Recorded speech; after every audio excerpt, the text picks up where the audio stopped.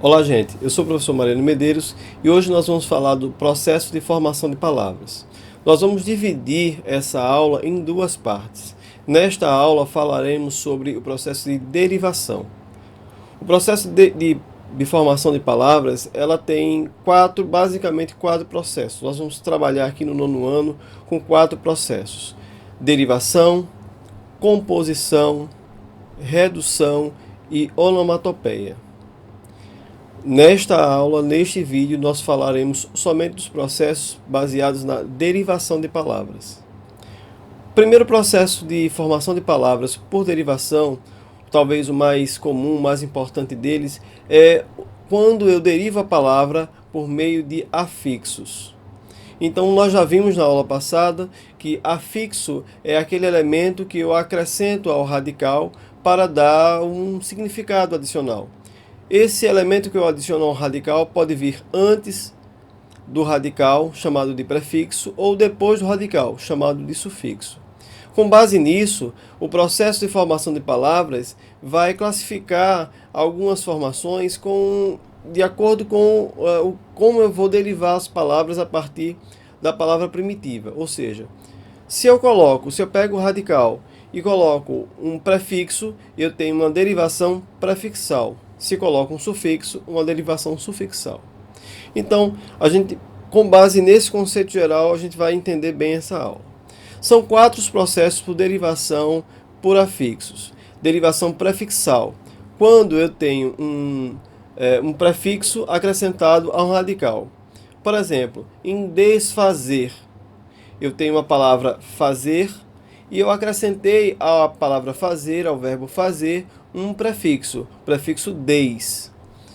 Bisneto, a palavra neto, eu acrescento um prefixo bis, que significa duas vezes, novamente. Então, bisneto. Ou a palavra ambidestro. Ambi, aí eu acrescento a palavra destro.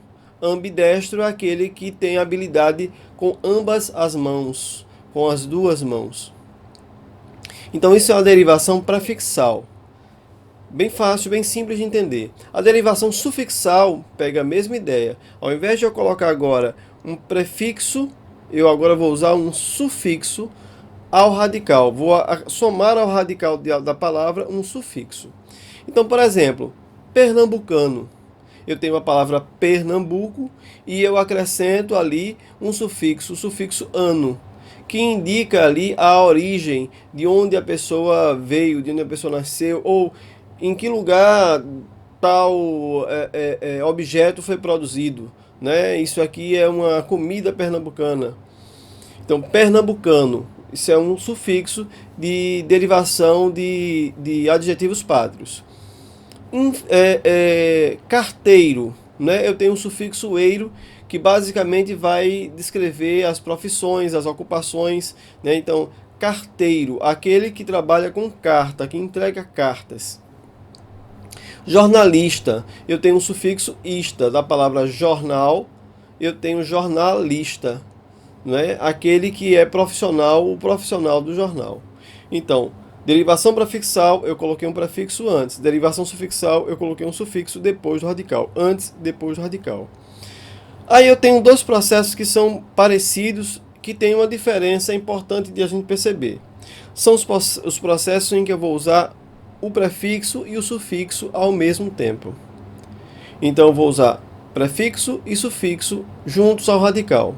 Quais são esses dois processos de derivação? É a derivação prefixal e sufixal e a derivação parasintética. Eles são parecidos, mas têm uma diferença importante. Vamos falar aqui da derivação prefixal e sufixal primeiro. Por exemplo, na palavra infelizmente, ou na palavra deslealdade, ou na palavra injustiça. Os radicais, infelizmente, radical feliz. Deslealdade, leal. Injustiça, justiça. Ou até o cedilha ali, né? Justiça. Então, se a gente vai analisar esses radicais, a gente percebe que tem um prefixo e um sufixo. A gente percebe que tem, infelizmente, o in e o mente. Em deslealdade, o des e o dade. Em injustiça, você tem o in o injustiçado, você tem o in e o ado. Então você tem aí, junto ao radical, prefixo e sufixo. Quando a gente vai falar de derivação parasintética, a gente também vai ter elementos assim. Vai ter palavras assim. Por exemplo, a palavra anoitecer, derivada da palavra noite. Avermelhar, derivada de vermelho. E enterrar, derivada da palavra terra. Então, se a gente observa essas palavras, a gente vai dizer, professor, mas aí tem prefixo e sufixo. Nesses dois grupos de palavras que o senhor apresentou, tem prefixo e sufixo. É verdade. Só que no primeiro grupo, quando eu falo infelizmente, deslealdade e injustiçado, a gente pode observar que os afixos podem ser retirados, um ou outro. Eu posso retirar o prefixo in, de infelizmente, e ter a palavra felizmente. Eu posso retirar o sufixo dade, de deslealdade, e ter a palavra desleal. Eu posso ter a palavra tirada, o ado da palavra injustiçado, e ter injustiça. Então, nesse primeiro grupo de palavras, eu posso tirar ou o prefixo ou o sufixo, e eu terei uma palavra ainda possível dentro da língua portuguesa. Porém, na parasintética, eu não posso fazer isso. Veja o segundo grupo de palavras, anoitecer. Eu não posso tirar o prefixo a. Não existe a palavra anoitecer. Nem existe a palavra à noite. Também não existe a palavra vermelhar. Não existe a palavra avermelho. Não existe a palavra terrar. Só existe enterrar. Então, qual a diferença da derivação prefixal e sufixal para a derivação parasintética? É que enquanto na primeira, na prefixal e sufixal, eu posso retirar alguns dos elementos, alguns dos afixos e ter uma palavra possível, na derivação parasintética isso não pode acontecer. Se eu retirar o prefixo ou o sufixo da parasintética, eu não vou ter uma palavra possível. Eu não vou ter uma palavra existente dentro da língua portuguesa. Então, essa é a diferença. No momento lá da prova, no momento lá da questão, você tem que fazer esse exercício. Esses 4 processos que a gente falou aqui são processos baseados no uso dos afixos. Aí existem mais outros 2 processos que não vão usar afixos, que a gente vai colocar dentro desse grupo da formação de palavras por derivação, que é a derivação imprópria e a derivação por regressão. Na derivação imprópria, o que acontece é o seguinte: uma palavra ela sai da sua classe de palavra comum para significar uma outra coisa numa outra classe de palavra. Por exemplo, vou usar aqui como exemplo o meu nome, né? Mariano. Mariano é meu nome, então é um substantivo próprio. Só que a origem da palavra Mariano não é um substantivo, é um adjetivo. Mariano é a qualidade de Maria, aquilo que é referente a Maria. Então, os católicos, por exemplo, quando rezam terço a Maria, é um terço mariano. Quando tem a hora dedicada a Maria, é a hora mariana. Então, Mariano, Mariana são adjetivos. E aí se tornaram nomes de pessoas. Então, saiu de um adjetivo para significar um substantivo. Um outro exemplo, se eu usasse uma frase, por exemplo, ela me disse um não sonoro. Veja, ela me disse um não sonoro. O uso do artigo aí, o artigo é uma palavra que acompanha os substantivos. Então, o uso do artigo antes do não está substantivando essa palavra não. E essa palavra não, originalmente, é um advérbio de negação. Então, eu estou substantivando um advérbio. Eu peguei um advérbio que era da classe do advérbio e transformei num substantivo. Eu mudei a classe de palavra. Derivação imprópria. Um outro exemplo. Comi um sanduíche monstro. Então, monstro aí originalmente é um substantivo. É o nome de uma coisa. Quando eu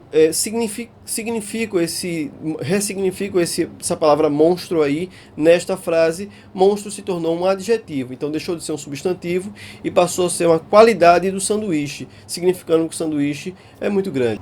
Por último, o outro processo de derivação é a derivação por regressão. Neste processo, a palavra vai perder um elemento, vai perder alguma parte da sua palavra. Normalmente, esse processo se dá de verbo para substantivo. Por exemplo, a palavra pular, pulo. A palavra cantar, canto, né? Pular, uma ação, o pulo, substantivo.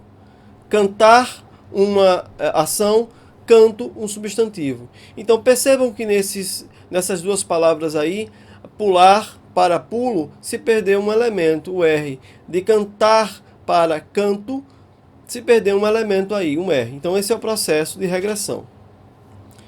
Bem, gente, uma consideração final é que, quando a gente fala sobre processo de formação de palavras, o linguista está tentando explicar um fenômeno social. A palavra, ela não pertence, as palavras elas não pertencem aos estudantes da língua, aos professores de português, aos linguistas, aos filólogos. Não, a palavra ela é de uso dos falantes. Então, são fenômenos que acontecem social e historicamente e que os filólogos, os estudiosos, os linguistas vão ali atrás e vão observar os fenômenos e tentar explicar como esses fenômenos acontecem. Existem outros processos de formação de palavras. Numa próxima aula, nós falaremos de mais 3 processos de formação. A formação por redução, a formação por composição e a formação por onomatopeia. Então, não deixa de acessar o portal Educação, acompanha lá, comenta e a gente se vê numa próxima aula. Fique em casa, se cuide, um abraço.